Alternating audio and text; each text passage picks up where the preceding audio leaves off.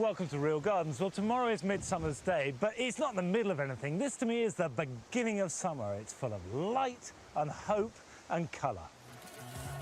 This week, Anne-Marie is starting to turn Pat Wallace's palm collection into a garden. That's about right.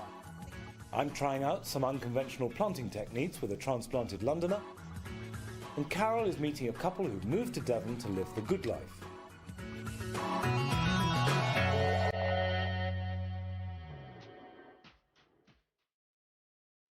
Adam Waterman was working at Huddersfield University when he met, married and moved in with Katie, who was a local solicitor, 5 years ago. Since then, they've been propagating like mad. First there was Poppyana, then Harmony, closely followed by two sons, Seth and Taris. Since he got married, Adam has become a passionate allotment gardener, with 3 plots just 100 yards from their semi-detached cottage. In fact, sometimes he spends so much time there that it becomes a bone of contention with Katie. For the last sort of 3 years, he's been establishing the allotments, and as a consequence, the garden has ended up looking at hideous wreck. Because I used to go in the garden, I used to do quite a lot of gardening, because of the children being so young and me having to feed the children, etc. I haven't had an opportunity to get in. We'd both like you to be more often in the garden. It's not just you. I would like you more often in the garden, if you pardon the expression. But Adam would spend more time in the allotment. He's more interested in growing his vegetables than he is looking at flowers, really. I think that's the top and bottom. He doesn't really know his flowers as well, and that's always been a problem. To appease Katie, Adam has recently concentrated on the front garden. He's put up trellis, installed a Wendy house for the children, and laid down decking. And all this while the builders have been adding an extension to the house.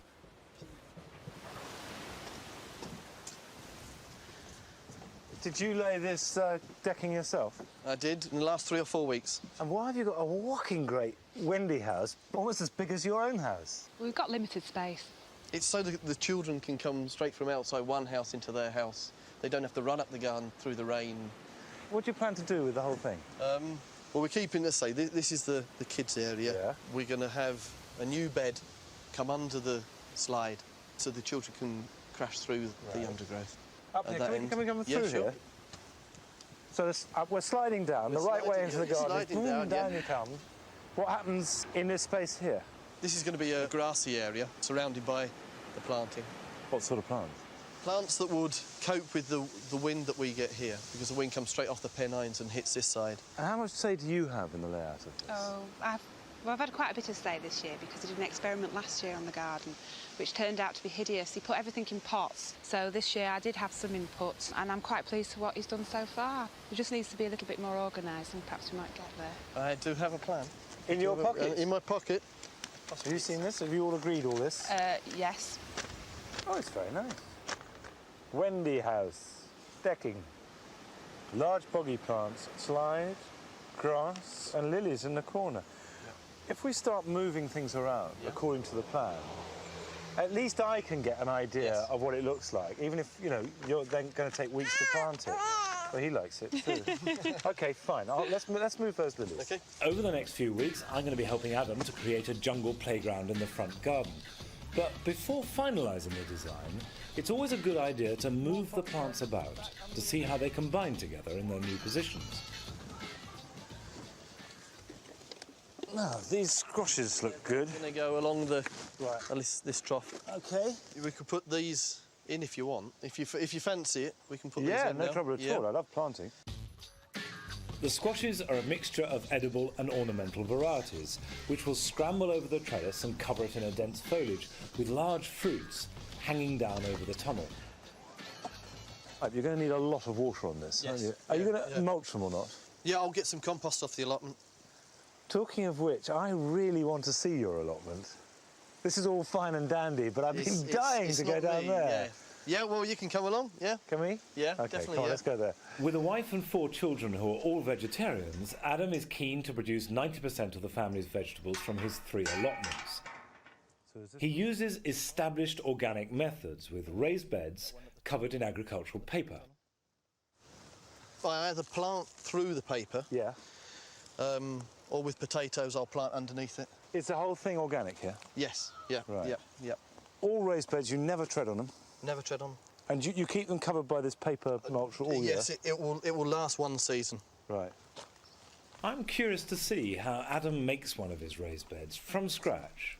So what's the process? You double dig that, do you? It was double dug 2 years ago. Each year it's a question of putting a bit more compost on top and letting the worms do the job, not me. Well, let's start doing it. So what's the first thing we need to do We now? need to mark out the 12 before bed. All right, Yep. OK. Now, how wide do you have your paths? It's about 18 inches. Oh, I like the word about. About 18 inches.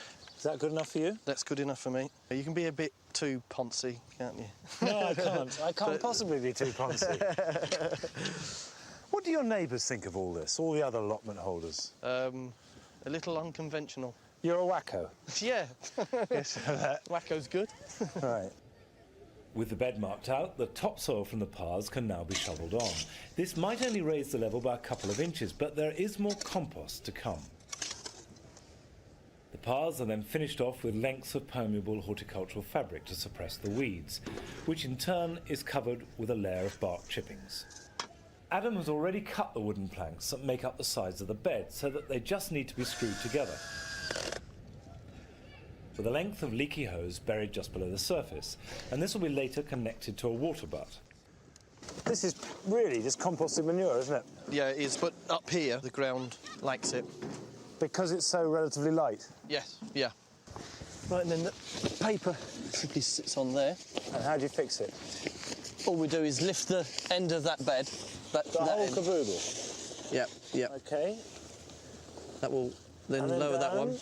Yep. Oh, yeah. And then I'll do the same. Oh. OK. And then you just wiggle the bed. Now, are you convinced entirely by this paper? Yeah, it's a system I would not change. I might adapt as years go on, but I would do it every year now, yeah. So what are the virtues? It reflects light, it conserves moisture. Because it's watered underneath by pipe, it creates a drier atmosphere on top, so the slugs don't like it very much. It prevents weeds. Makes me Fair enough. OK, let's plant into that. Excellent. Right, these are 2 kales. Right. There's a...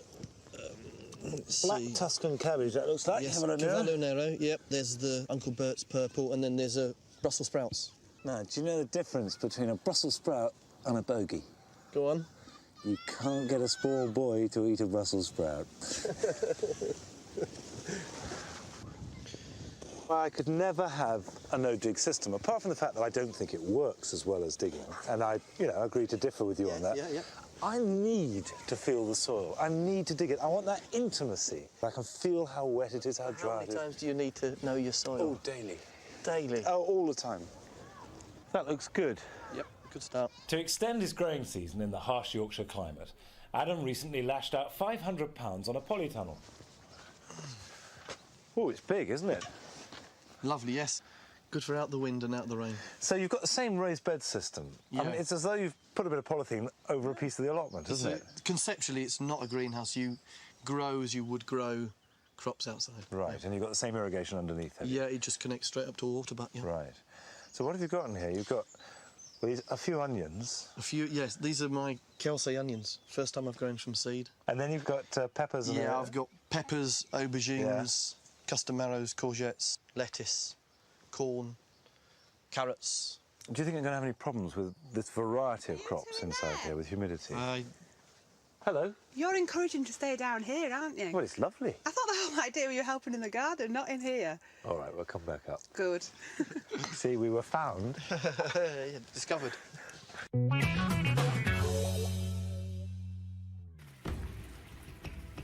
Pat Wallace is a London cabbie with a passion for tropical plants, but unfortunately, he's just broken his leg.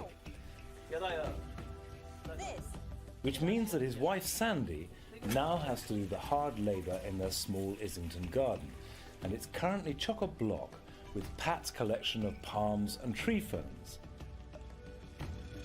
But Pat's stunning plants are not displayed to their best advantage. He's made the common mistake of stuffing his garden full of interesting plants, but without an overall plan. He needs Anne-Marie's help to turn the collection into a garden, even more so now that he's laid up. Well, I've got to ask, what have you done? I've done it while I was on the job. Yeah, like, what do you mean? No, I was driving the cab, I went to pick a passenger up. I fell up the top step I took them to work, drove home and fainted. So it's definitely broken Oh, then? yes, very much so. Oh, God, well, that's it then. You're not going to be doing any work, are you, for the rest of the summer? I've got you here and I've got Sandy. Yes. I think that'll work. That's going to be a nightmare. Lovely. I'll sit in the chair and direct and you do the digging. Well, we do have to think about a design, don't we, really? Because although you've got all the plants, they're kind of being chucked in, We have got a design. We've got a plan, yes. Oh, that's good, isn't it? What I want to do is cut the shed in half. Pat's ideas for the far end of the garden include a number of new design features. Wow, that's nice, isn't it? Have you painted this? No, I wish I could. Sandy wants a small terrace with a mosaic floor in the style of a Roman ruin. But first, we need to do some basic reorganisation. You see, for my money, there's far too many specimen plants just rammed in here. And you really can't see them, can you? I mean, it's just a strip of gorgeous palms. But they're all jostling for attention, aren't they? And you can't see them. I mean, some of your favourite ones, they're just vanished, haven't they, here? That's right, yeah. But where are we going to move them to? Well, this side has got a lot of plants in I don't like. In a small garden, when something's not working like this, 120 quid, you've got to throw it away. It's like a tale, isn't it, that? It's a waste of time, though, isn't it? It is. There's loads of plants that don't Same fit. as this as well. That Yeah. doesn't really... I just like the flowers on it, but it don't suit. Yeah. We could strip out all the plants that don't work in this garden, and there's quite a lot this side. What about that area there and around the back of the pond as well? I mean, there's space there, isn't there? Well, we could get some of the jelly palms over there. And there's that yucca there, so we're going to Lovely. poke our eyes out and break our back. Really spiky. Yeah, you've got to be really careful with that one. But it's a good idea. Just organise it a bit better, eh? You're on. Yeah? We need women in this garden. Girl power. Come on then. Step one is to be ruthless about getting rid of some of the plants that don't fit into the tropical theme. Where do you want it? In the bin. Good. Lovely. Pat's son Leon has turned up to help us with the painful job of cutting down the Italian cypress. Some of the plants are reluctant to be moved.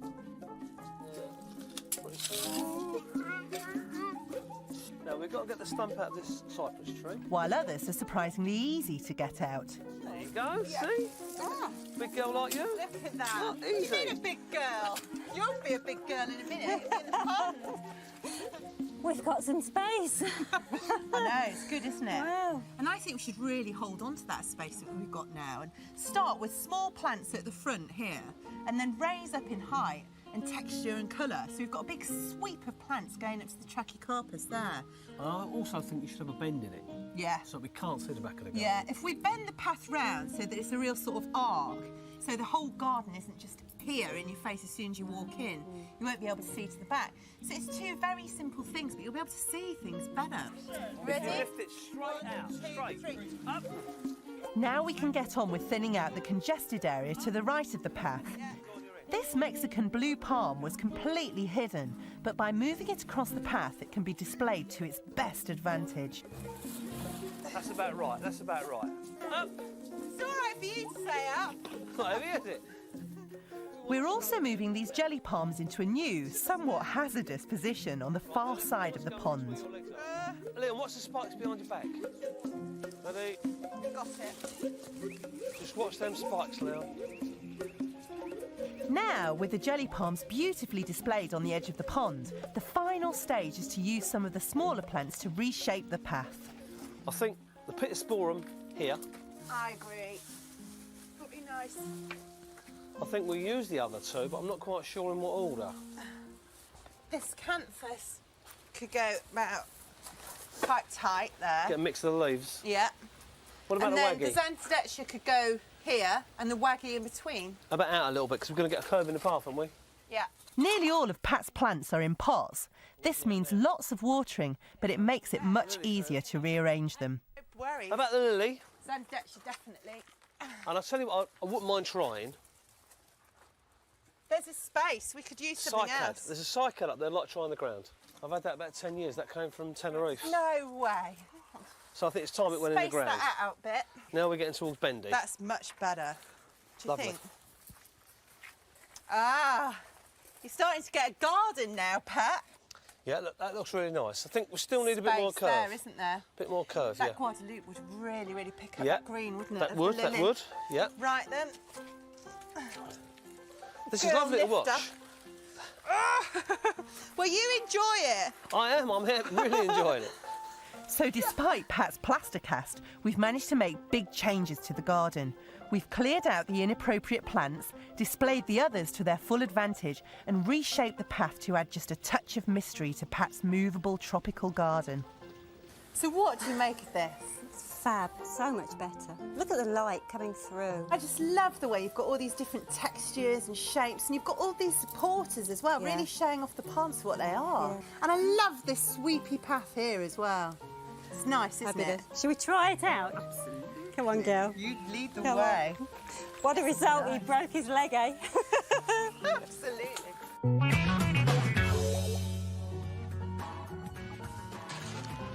After the break, Carol Klein is with a couple who combine their gardening with looking after greedy sheep and affectionate goats.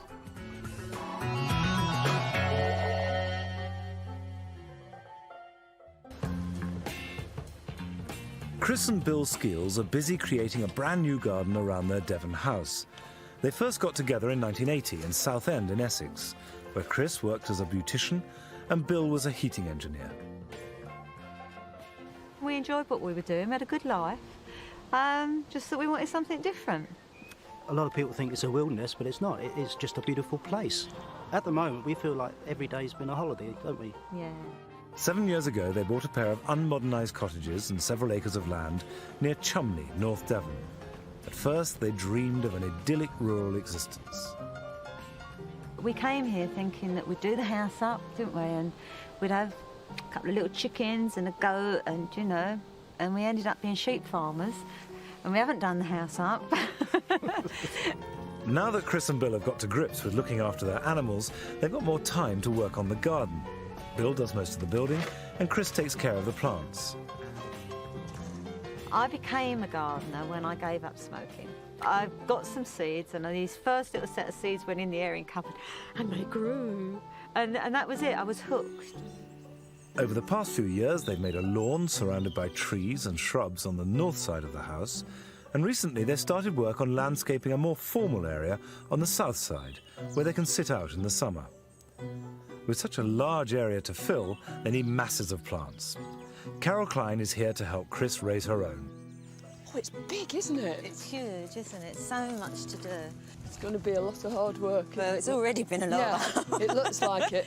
We've had someone in and we've got a bit of a plan about this, and Bill's been working really hard doing it. I can see somebody else.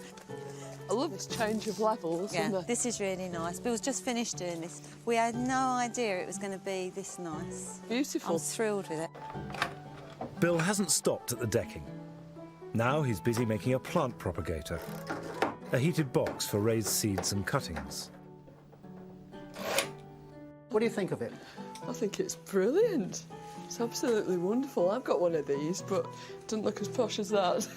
This is only decking material that I've used, and I thought it looked pretty on the outside. What happens then? What do you want me to Well, do? we're going to lay this in the bottom of the propagator to keep the damp away from the timber. If we could pin it around the sides. Have you never had one of these before? Chris, no, she takes them into the bedroom. Above the radiator in the bedroom. Yeah? Chris gets very excited about her seedlings. Does she really? So now she's going to have to get excited in the greenhouse That's right. instead. That's it. Now we're going to lay in 2 inches of sand. Right. It's heavy, isn't it? Well, very heavy. It's hot. Do I get to play then? That's it, we play sandcastles now. The bottom of the box is filled with coarse sand, which will make a bedding layer for a soil warming cable. Right, that'll do, won't it? Can we have a cable in now? Right, we'll put the cable in. This cable, which is thermostatically controlled, will give out a low heat, which will encourage seedlings to germinate and cuttings to form roots. Keeping approximately 3 inches apart. I don't know what 3 inches looks like. Well, that looks like 6 to me. I never was very good at measurements, never mind. The cable is covered with another layer of sand. Seeds and cuttings will go into trays on top of this. Now it looks right for some cuttings, doesn't Oh, it? it looks fine. Well, that's down to Chris. I've done my part. I've built the bench. Can I go and find her and leave you to tidy up? That'll be fine. Lovely. Bill's made you the most fantastic propagating frame, and I think we're duty bound to fill it up. Come on. To make lots of new plants for the garden, Carol and Chris are going to take cuttings from one of Chris's favourite shrubs in the border alongside the lawn on the other side of the house, this white cistus. You look at the new growth on this. This will make superb cuttings. First of all, your first thought is for the bush itself. So if you cut down there, you're leaving that bud there, and you're not going to damage that growth that you've left behind. And then we can take 2 or 3 from that. You got your bag? I've got my bag. If not, they wilt, don't they? Yeah, they do. So I prefer this than going down the shops and buying them. Yeah. Mm. And we haven't taken anything that's got a flower head on it, have we? No, we don't want any flowering shoots at all if we can avoid it. How do you know now is the right time to take a cutting? Cistus work best from softwood cuttings, and that's just what this has got at the moment. Lots of sappy new growth that's very bendy.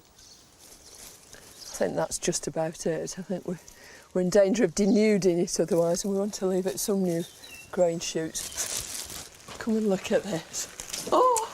Oh. Do you think he'd make one for me? Gosh, he has been busy, hasn't he? Really posh. What kind of compost is this, Chris? It's a multi-purpose one, but it's peat-free. Great. So I'd like to try some things without peat in. Yeah. So I thought I'd give this one a whirl. I'm all for that. And you've got a presser board too, have you? Yeah. There you are. Wonderful. So if you just cut underneath that second leaf node down, strip the basal leaves, because otherwise they'll just sit and So that's rot. the big leaves? Yeah, these big leaves that are just above that leaf node. Yeah. Yeah. And then nip the top out. Right. Why?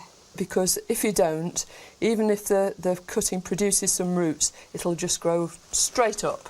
So you'll just get one long tall shoot, and what you're after is a bushy little plant. Right. So you always nip the top out of your cutting. Chris is using a hormone powder which is supposed to stimulate the seedlings to form roots. I'm going to do a little experiment. So I'm going to have half a tray without hormone powder. Yeah. And then the other half I'm going to have hormone powder. Right. And then afterwards I shall see which ones come out best. Yeah, providing we remember which way around the tray is. Well, I mark my tray. I always put no H on it. Oh, do you? I do, yeah, Oh. because I've got such a short memory. Right, and there's my label. No hormone and hormone. Great. Now I think if we just top them off with some grit. I've not done this before, so what's the idea of this? Just to improve the drainage around the place where the cutting hits the compost. Right. All these cuttings will be ready for potting on individually this autumn. We'll have nice warm bottoms in there and they'll root in no time at all, hopefully. Well, I think that looks really pretty. It does? It's probably the prettiest cuttings I've ever took. Right.